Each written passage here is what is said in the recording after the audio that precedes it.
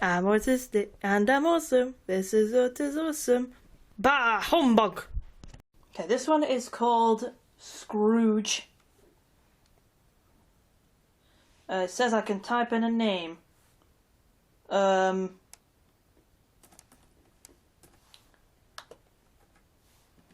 Yeah. Pardon. You type in your address? Why would I ever do that? On the same line. Minimum of 12 letters. I'll make up something. 547 St. Humbug Street.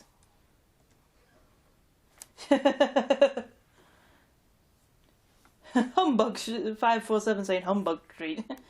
Please type in your telephone number. What? No. I'm gonna make up something. 02 02 02 02 02 02. Okay. The Xerophon presents Scrooge. Look at this. Doesn't this already look glorious? Strictly copyright. Scrooge is strictly copyright. Hit return. Leave your disk in drive A. Leave write protect tab off. Are you a new player? Should be further instructions. Do you want to read them? Yes. Press escape key to access pop-up menu at any time. Try it out and use it to check what you have. Before playing, try out all the options. There is even a save option.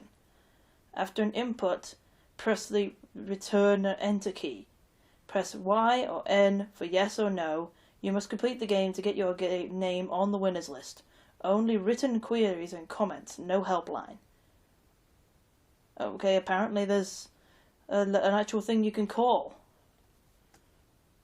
Please note you must use the arrow keys and enter return with all pop-up boxes and make sure the numlock key is off. Okay. Preview adventure? I don't know, okay. A Scrooge preview follows. Look at that glorious art!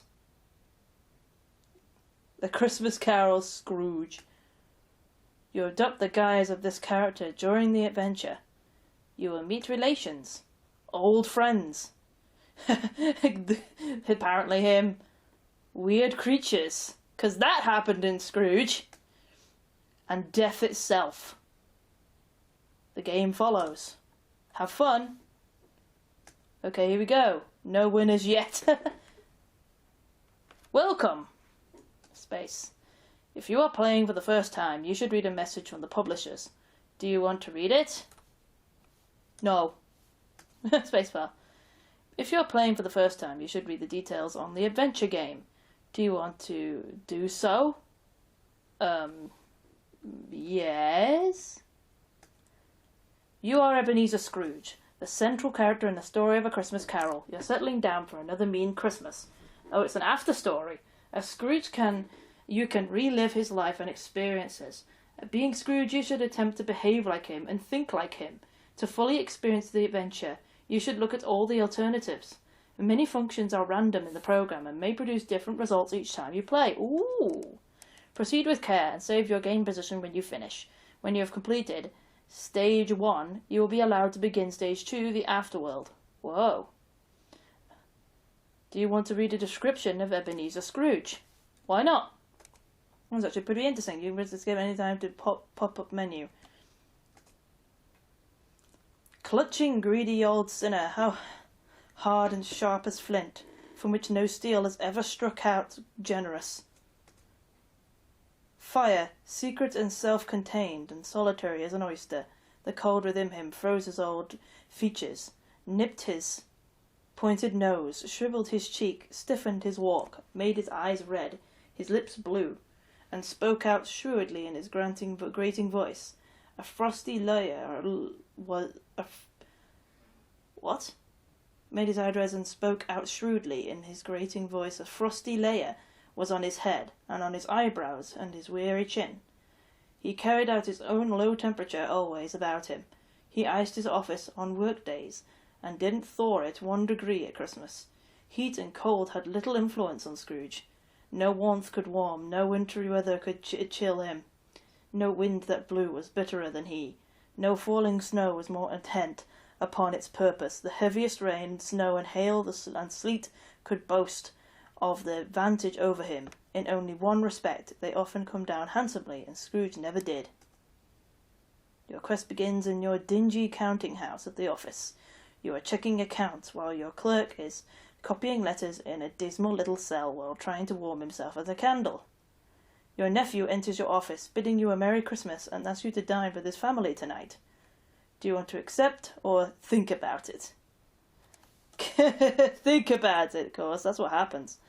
Your nephew is displeased. After a very heated argument, you send your nephew on his way with a very definitive refusal. He announces the offer is still available if you should change your mind.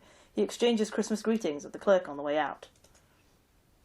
On the evening of Christmas Eve, your clerk Bob Cratchit approaches you asking about his Christmas holidays. Will you give him 3 days off, 1 day off, 1 week off, or no day off? No day off.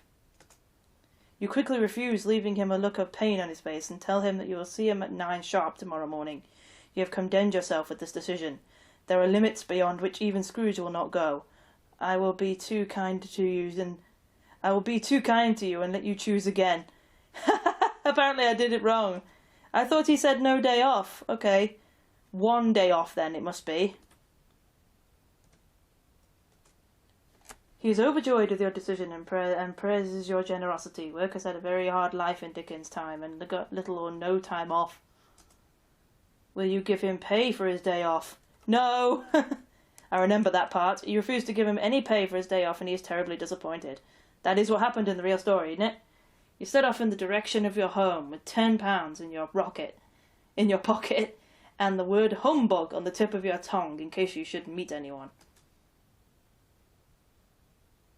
Oh, you are location 1. Enter the number of your destination. I can go anywhere I want. This is kind of cool. I don't know what that glitch is about, though. We've got a bit of a glitch there. It shouldn't be. Those things should be connected. The park pond has gone a bit askew. Let's see here. Enter destination.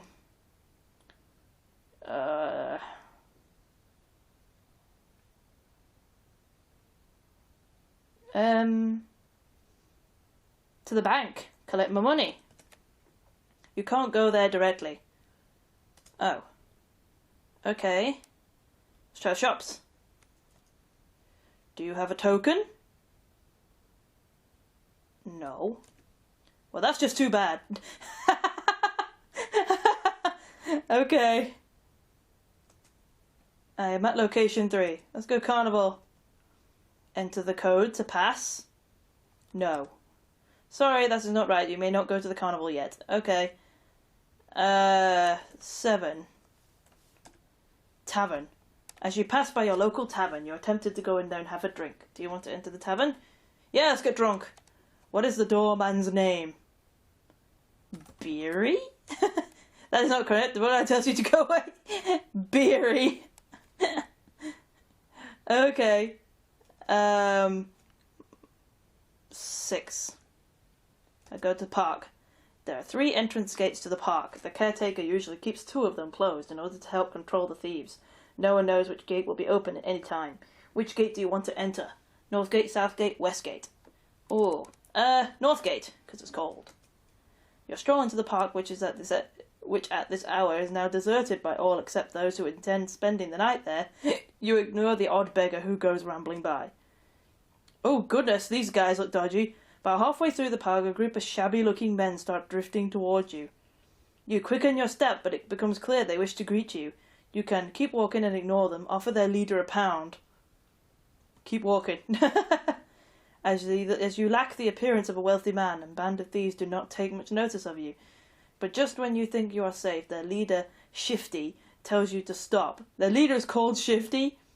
You can turn and face him, or run for your life. Turn and face him. We got pride as him, as Scrooge. You may say a few words to Shifty. 25 characters to max.